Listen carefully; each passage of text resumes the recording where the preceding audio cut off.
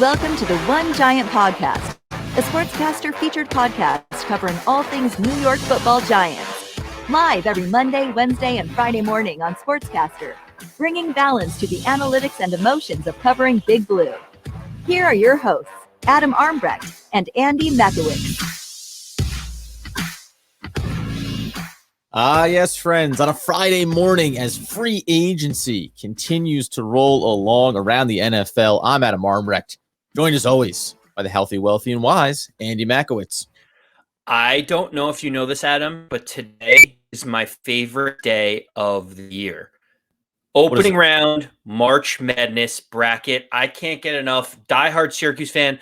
For the last 20 years, I have taken off every Friday of March Madness to sit down, cold beer in the hand, right around the 11:45 starting time, and I go until I can't drink anymore. It's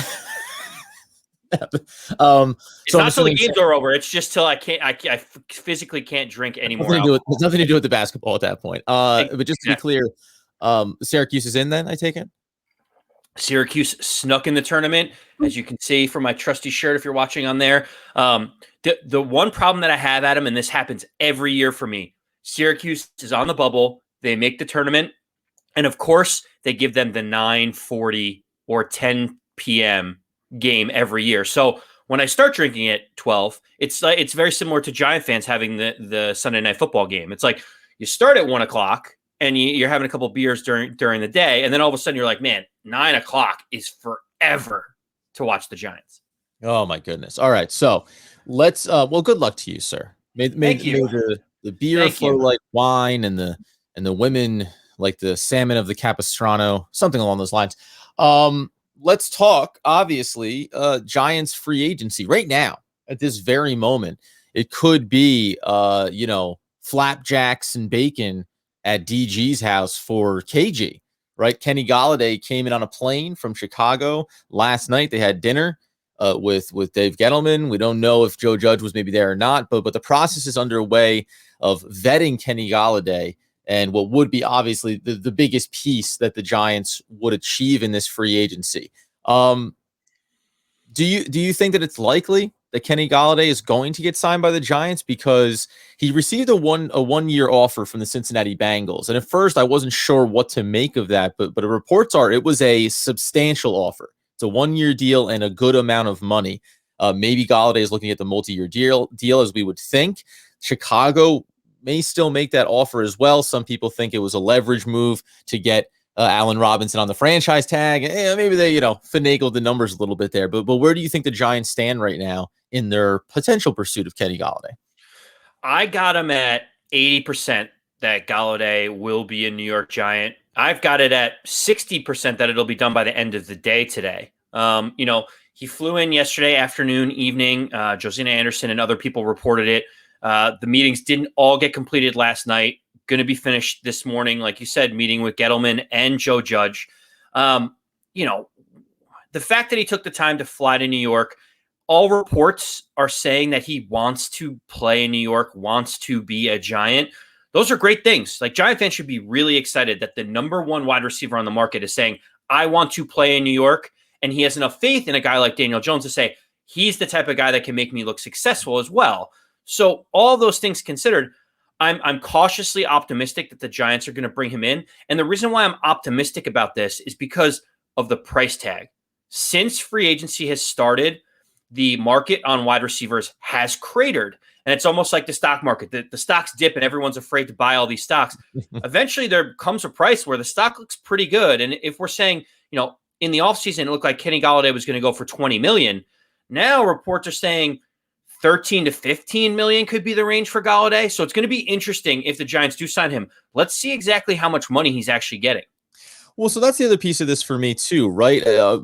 It seems like, now we know it's a down year and there's some other still big names out there at the wide receiver position that are waiting for the Golladay piece to fall so they kind of see where they can fit in, maybe potentially. But the market has started to check off most of these boxes. Samuel to division rival Washington football team. But where do you land on the injury piece of it? And then apparently something that I didn't really think about or have an ear to, that there was some level of concern around what happened in Detroit, the exit from there, and any potential concerns around, quote, character issues. All right, so there's a little bit to unpack here because Kenny Golladay was the diamond, the crown jewel of the free agency. Everybody wanted him. Dolphins were going to be in on it. They could get him. Other teams really wanted him. He was the number one guy.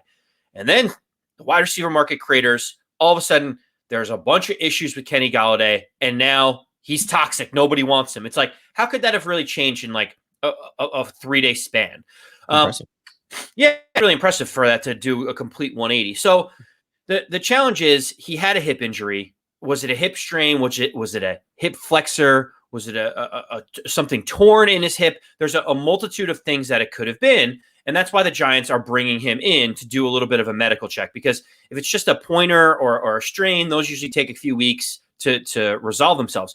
The fact that Golladay didn't play for months of the season could be like something torn in his hip, which would be much more of a concern for the Giants. Now, the other piece of it, in the quote-unquote character concerns piece of it, is all around, based on that injury, why didn't he play for the last couple of months of the year? Like, if it really was just a hip flexor like he says and everyone says it was, then usually that's a 2, maybe 4-week time frame, more than enough time to get back out on the field. But he didn't. So I think a lot of people are having question marks around the idea of what was the injury and the severity of it, and could you have come back and played for the Lions and given it your all, or did you decide to kind of mail it in, say, I've got free agency to worry about, I'm not going to risk it even if I am potentially healthy? And so like that's what's kind of circulating now, is let's get down to the details of why he didn't play. And I think that's why they're bringing him in, 1, to do the medical, but 2, just to be like, shoot me straight. Like, what was the reason why you never got on the field? Was it because you weren't healthy? Or was it because you were saying, man, I really need to take care of myself to make sure I get that paycheck next year? Well, so it's interesting too, because as we've said, the injury concern is a concern. A hip injury is not a great one to be coming off of at 27, going to be 28 years old. I do get a little bit torn. I know how crucial a player like this could be for the Giants offense, for Daniel Jones, for Saquon Barkley, just opening things up. And really, as we talked last time about, let's bring that offense up to a top, 20, 18, get into that middle part of the league kind of ranking. And that alone would be a big jump forward and maybe signal that we can get something done when it comes to making the playoffs. But go ahead. I think the most important thing about the Kenny Golladay piece is some people are really high on him, some people aren't. What I can say about all this is if we sign Kenny Golladay, it gives us so much more flexibility throughout the draft and filling out different pieces of our roster, because we'll have a big-bodied 2 1,000-yard seasons, led the league in touchdowns as a wide receiver in 2019. We'd have one of those check boxes where other teams can say, all right, they've addressed it. They could go a multitude of places with the 11th pick or the second-round pick. So the Giants give themselves way more flexibility if they lock in a position like that, even if you're not as high on him, as long as we can get him at a reasonable number.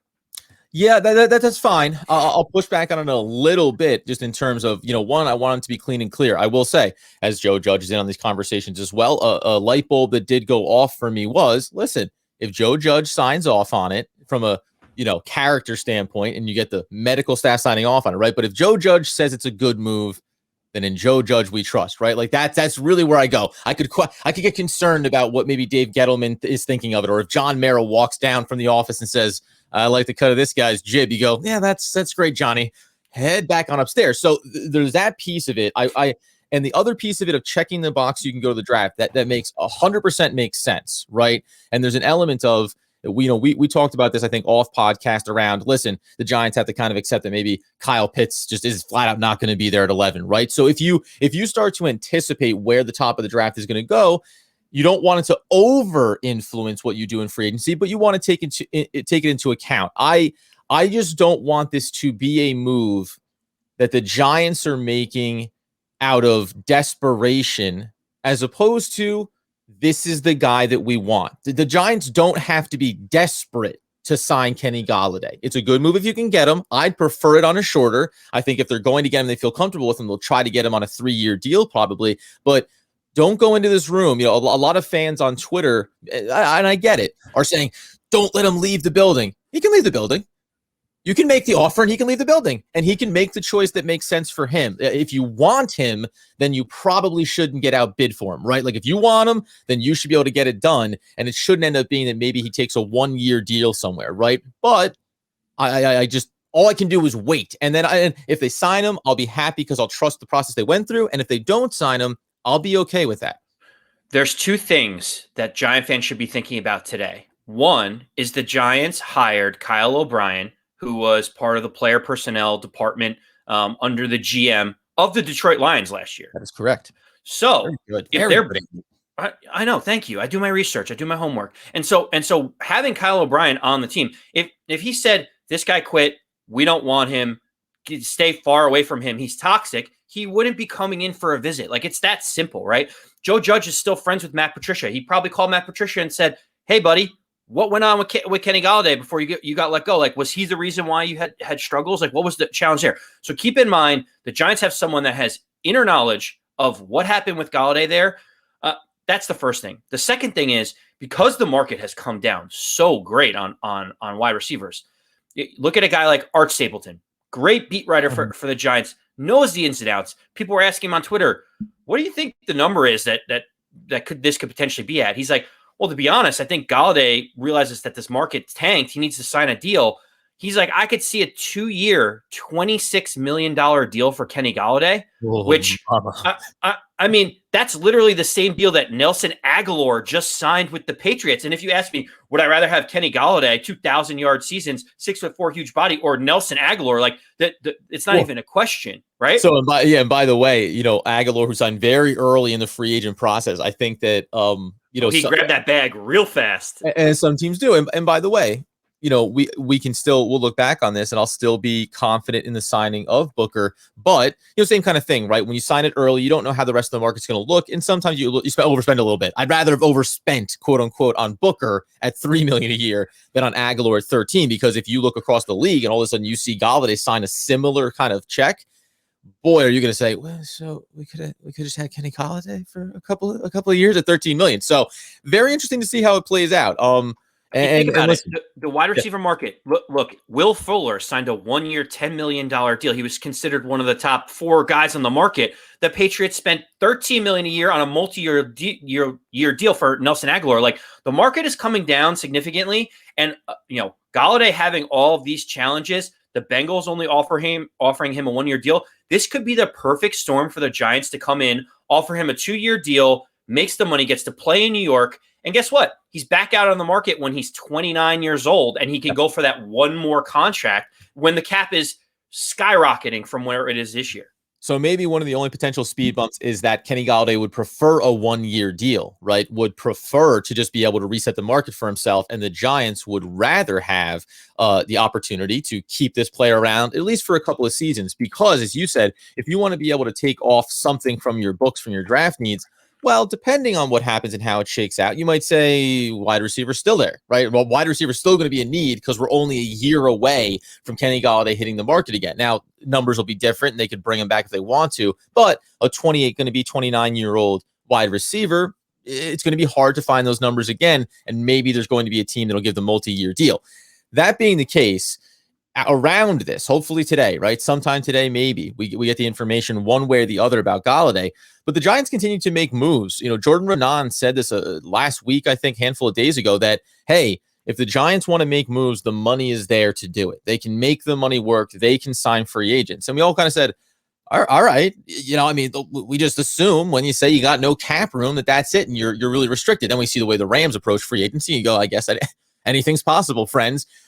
And the Giants do get a lot done here. A big one, and I think one that has an impact across the roster, is the signing of former Vikings tight end Kyle Rudolph. Now, initially, it was thought to be a 2-year, $16 million deal. Official numbers that came in are 2 years, $12 million, 4.5 guaranteed in the signing bonus, and the first-year cap hit is going to be $4.75 million. In totality, now knowing that the scope of that contract, but how do you feel about that signing? How do you feel about him inside this offense? What was your immediate reaction to the signing of Rudolph? My immediate reaction was, wow, that's a lot of money for Rudolph at 2 years, $16 million. Like, that to me, I was very concerned when I first saw that. I'm like, geez, what could the number be? And then I went into a couple of different things, which I'm sure most Giant fans did. One, what does this mean for Evan Ingram, right? Because you're spending that much money on another tight end. And two, it was in the draft, the Giants are admitting they're waving the white flag, saying there is no chance that Kyle Pitts ever gets to us at 11. Like, basically reading the tea leaves saying we have no opportunity, so let's go spend the dollars in an area we could. Then, as you mentioned, the numbers start to reveal themselves. It's not 16, it's not 14, it's 12 million with a bunch of different incentives. It's $4.7 million in terms of the cap hit for the Giants in year one. And all of a sudden I'm like, that's pretty reasonable. Like, he's a great tight end. He's a good compliment. He's getting older in age, and so you shouldn't expect the 3 years ago Giants. Well, and that's kind of the interesting, and 31 years old, right? So you think, closer to the end than the beginning, but still a quality player, quality contributor in the pass blocking game as well. So, and the other piece that initially clicked in my head was Jason Garrett likes to run the 2 tight end set. No matter how you want to shake this out, some fans are speculating around what it would mean for Evan Ingram. Does that mean Evan Ingram's automatically gone? It immediately triggered in my head, you could have listened to me last year or the year before, whenever you want to do it, and moved on from him. You're going to get diminished returns if you trade him now anyway. And by the way, in a down cap year, it's probably going to be even harder to move that $6 million to another team. But even outside of that, because I don't think that this is indicative of anything. I don't think that signing Rudolph means that Evan Ingram's gone. I just think that it means it's going to give this Giants offense the flexibility to say, hey, Ingram, we don't have to have you on the field in 2 tight end sets necessarily when we want to have the options to run or to pass. Now we feel like we've brought in another element that'll allow us to take Evan Ingram and say, hey, let's run those end arounds from the outside, right? Get the ball into your hands in creative ways and maybe reduce the percentage of snaps that you're on the field and maximize the value you get from them. That's what I think the Giants plan to do with Evan Ingram. If they don't end up, there is some chance that they could move him, but I don't think that Joe Judge comes out and gives a vote of confidence, as you had highlighted a couple of weeks ago. I don't think you do that without some level of intent behind it, right? And maybe the Rudolph piece came out of nowhere, but I just think it introduces a more traditional style tight end that Jason Garrett knows how to use, like a Jason Witten, right? And it just creates this stability and levelness across that offense. There's 3 things that I think about when I take the next step and think a little bit deeper. One is that Caden Smith or Toyolo is not going to be on this roster come week 1 because you can't have 4 tight ends being active. Knowing that Rudolph and Ingram are going to be here, I don't think it impacts them. One of them is going to go. They just restructured Toyolo, so it might even be Caden Smith that ends up having to go. That's number 1. And Toyolo, by the way, though, deals like that, when they get restructured down to a vet minimum, essentially, that's the kind of contract that also gets cut that same offseason. Right. It doesn't restrict them from moving on from that, just for a fan's reference point. Right. The second thing is you mentioned something to me while we were texting back and forth, and at this point, now knowing the details of Rudolph, it's your tight end room for your 2 starting tight ends is about $10.5 million, almost $11 million. The Patriots just got 2 $10 million plus tight ends on their roster. So spending $11 million for 2 tight ends, not the end of the world for the Giants. They can certainly afford it. So that's kudos to you for saying that. I was like, yeah, totally. And the last thing I will say is you must be doing backflips.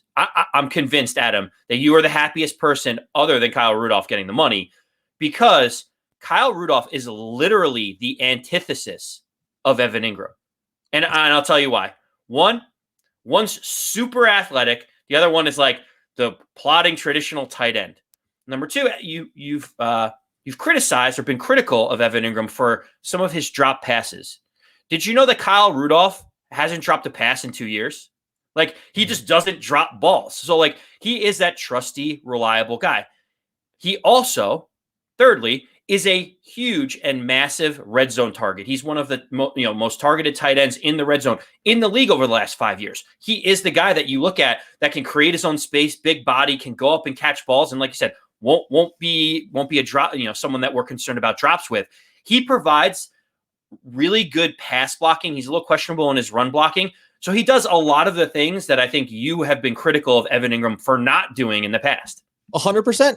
Like I want reliability and consistency at any position. But when you're getting a sample size from you and you keep seeing, over and over that he's not consistent and all that athleticism I get it. It's tantalizing, right? But guess what? It's only worth it being so tantalizing if it converts at some point. And the red zone piece is really important here because he hasn't been a big catch guy over the last couple of years. And yet he still has tremendous value in the most important part of the field, an area where, by the way, the Giants have also struggled at times to convert in the red zone. So I think it really helps and allows us to, I'll say, it factors into the Kenny Golladay situation as well, right? You get a big-bodied, reliable red zone receiver. I mean, he's tight end position, and no, this isn't apples to apples, right? But just knowing that you have that there at least lets you go into these negotiations saying, what if it doesn't work out? We mentioned John Ross the other day, right? What if it doesn't work out?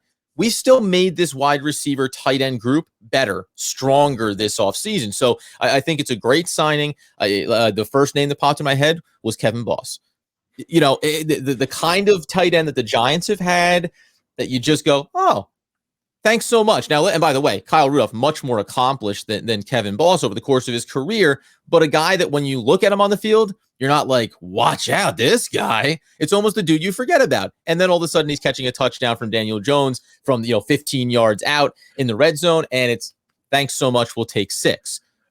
I think going into this offseason, Giant fans were screaming, we got to give Daniel Jones a fair shake. He hasn't had the offensive weapons on the field. Saquon Barkley's been hurt. There hasn't been a true number one. Golden Tate really didn't play well. Evan Ingram, had his challenges last year. Darius Slayton, was a very boomer bust type of guy. Sterling Shepard, has had injury concerns over the last couple of years. Can't stay on the field.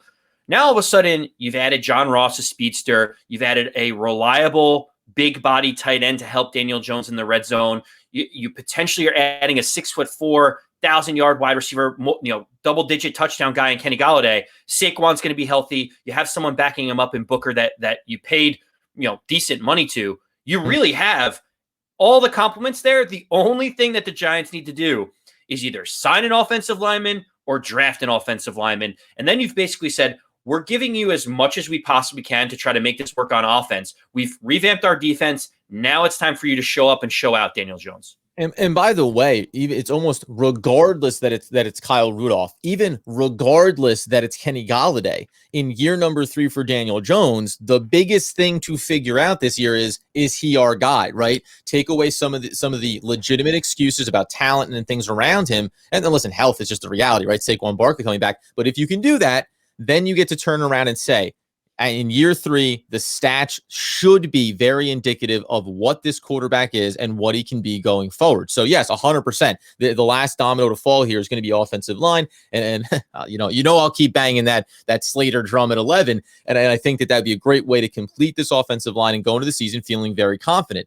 Now, on the other side of the ball, though, there have been things happening there. A quick footnote, I'll just very quickly, and I'm not even going to let you respond to it. The Giants signed Mike Glennon. They're going to move on from Colt McCoy. That's an upgrade. He's a better quarterback than Colt McCoy. It's nice to see that marginal upgrade in the locker room there, a just-in-case safeguard against injury for Daniel Jones. Loved that move.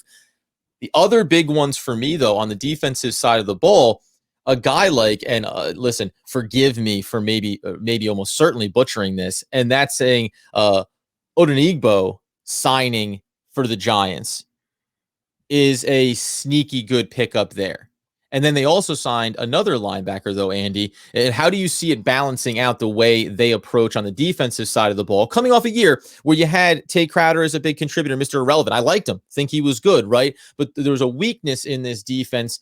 You're going to have, obviously, a player like Oshane Ximines coming back from injury. You're going to have Lorenzo Carter coming back from injury. But at the inside linebacker position, not a ton of depth, knowing as great as we feel about Blake Martinez, he is a in-the-box, run-stuffing, fairly one-dimensional, not a knock, kind of inside linebacker and leader of that unit. What else did the Giants do here in free agency to help that?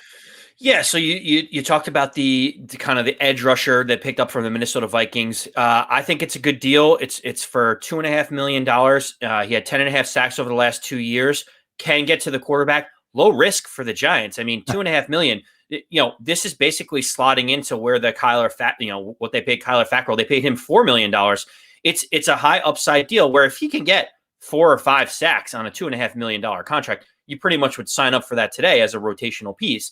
I think obviously it doesn't fully address it, but what the Giants are looking at is they couldn't get a big edge rusher in free agency. So now they're going to try to cobble this thing together with a couple of different guys in that $2 to $5 million range and hope that one hits. And that's fine. That's the approach. You can't have star players at every position. I do like the pickup of Reggie Ragland from the Detroit Lions, linebacker. It can complement Blake Martinez and probably will move in and out with Tay Crowder, alongside Blake, but also gives a little insurance that we can rotate people around. He's signing for like one of the veteran minimums, which is under $1 million. Comes from Detroit. So again, the Kyle O'Brien connection was like, this is a guy that you can bring into your rotation and is not going to break the bank. I like what the Giants are doing now. Like it started out on Monday. Like, what are the Giants doing? And slowly but surely, things are starting to take form where you're like, I can see this roster being complemented and put together properly. Yeah, but that's what I think it feels like to me. Again, we talk about this team trying to be able to, turn the corner and be competitive. And we said last year, right? Listen, you were competing for a division. Doesn't matter what the terms of that were, but you were there. You were a part of it. And a lot of it was being done with Tay Crowder being a piece of it, right? With Darnay Holmes learning on the fly, a lot of young talent. And now supplementing that with some, and you mentioned Fackrell there, right? That's a little bit of an upgrade there and at a better price point. So you bring in someone who's equal or maybe a little bit better than Fackrell and you reduce a number. And then Tay Crowder, you liked the way he looked, but do you want to have him on the field for 70% of the snaps? Maybe not. Maybe you want the flexibility to have him on the, listen, by the way, maybe you want to have the ability to take Blake Martinez off the field. I'm not saying, in a world, that's the choice you need to make.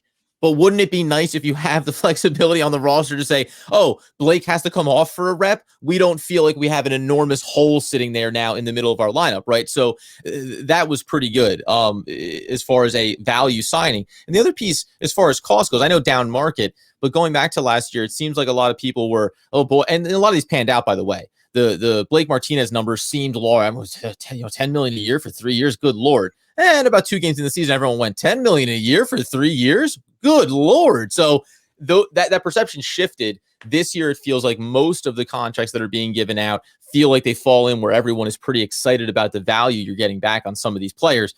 Maybe shy of Booker, but again, that could play itself out to end up working itself into value. The other thing that you mentioned there was the way that people felt, the way that fans felt coming into it, right? And having Booker be the first big signing that domino to fall. You're like, what? Yeah. So backup running back, you give guaranteed money to early on. It's the same reason that you talked about before. Nelson Aguilar grabbed that money right at the beginning of free agency, $13 million. Now you're looking at the wide receiver market, and everyone's like, man, he put one over on the Patriots. And that was the frustration that I had originally with the Booker deal. Is like, there's still 15 of the top 20 running backs are still sitting out there on the market in terms of free agents. Yeah. It's like, at some point that they're going to have to sign, and they're going to sign for a lower number than Booker. And I have a feeling you're going to see a handful of guys that you're like, that's all they paid him. We could have had this guy 3 weeks later and paid him half the amount that we paid Booker. And I think that's where Giants are going to be frustrated. But I will say it's going to be the difference of $1 million, right? These guys are going to sign for 1.5 instead of 2.7 or whatever it's going to be. So I've come back off the ledge because we've made other moves and we've started rounding out the roster. We've shown that we have cap flexibility. And what I find interesting is the Giants could have restructured Blake Martinez or Bradbury or others, and they actually don't need to announce it. It's like some like technical thing they could just do where they convert the contract. So they could be restructuring. That all happened already. That's why they've been able to do everything. Exactly. We don't know. Or they could be doing it to free up money for Golladay. We don't know. They don't have to say it outwardly. They generally do, but they don't want to tip their hand to people. Right. So there still could be money for Golladay to be had. So I anticipate the Giants signing Golladay. I really hope it's under $15 million a year. If it's more than that, I'm going to kind of grit my teeth and deal with it. That 2-year, $26 million that Art Stapleton put out, I feel like if you get that, that's a home run for the Giants because it's not really fully investing in him. You get the best years of his career still to be had, and you're getting a top flight wide receiver for $13 million. Yeah, I don't mind stemming the tide, right, of getting to that next piece. Let's touch in on that though, real quick. Here is over on YouTube. I'm gonna call you Fed. I'm just gonna call you Fed One because you got a lot of letters there, buddy. But I do like you, and I do appreciate you coming in on it. He mentions there, because I want to tie it back into Golladay a little bit, that the first thing that happens is you get Saquon Barkley back to kind of that rookie form when you get a big-bodied receiver, a number one on the field, just opens things up again. And then also Daniel Jones reaches his potential. So just from that ties in. We said it earlier there too, mentioning Daniel Jones and establishing what he is. For Saquon Barkley coming off of an injury, surrounding the offense with so much talent that the open holes and the ease of getting back into his rhythm should be that much more achievable for Saquon Barkley. It doesn't hurt. So everybody gets impacted positive if you bring in a player like Golladay. Two things around that we can kind of get out of here on. One, if the Giants sign Golladay, some fans still prescribe to the idea that you take, say, a Waddle at 11 if he's there, and now look at what this arsenal of weapons is. Start there. Do you agree with that? No, I don't know how much I could say no, but it's like, think about all of our other needs. If we sign Golladay and we have Golladay, Sterling Shepard, Darius Slayton, two tight ends that we're presuming to pay good money to start. Then we also have John Ross. We've got CJ Board. We've got Austin Mack. We've got a whole host of guys. Like, our offensive weapons are complete at that point. There's no reason to go reach for a wide receiver when we know desperately that we need offensive line help or edge rush help or a cornerback number 2 help. Like, those are way more important for us than getting a Jalen Waddle at that point. Like, either trade back or give me, Matthew Slater, give me someone to solidify things to say, all right, we're really rounding out this. It would feel like a surplus at the wide receiver position if we do end up signing Golladay. Right, with holes in other places. Yeah, I mean, listen, I made the assessment. I'm not locked into it, but that you sign Rudolph, if you're going to keep Ingram, you brought in John Ross. All these guys are not Golladay, but doing those things, I said, listen, it doesn't have to be a lock that you take a wide receiver at 11, even if you don't sign Golladay. So you're never going to get me to sign Golladay and then also double down in that regard. Well, Adam, the whole thing is, going into this offseason, we did our offseason plans on who we would sign and who we wouldn't. So far, it's playing out pretty much the way that I had anticipated it. The other thing I said at 11 was I wanted to draft an offensive lineman. I said, you can't have enough offensive linemen. And what's funny is it's all kind of moving in that direction. Now, I thought we would probably spend, the $8 to $10 million for an AJ Green or a T.Y. Hilton, not necessarily go top market for Kenny Golladay. That would be a pleasant surprise for me. But all these moves are exactly how you round out the team to try to complement, support Daniel Jones, give him the weapons, give him the security blankets, but also give him protection. We need to spend somehow on offensive line. And I like being able to get someone like Slater or Elijah Vera Tucker or whoever we want in that 11 range.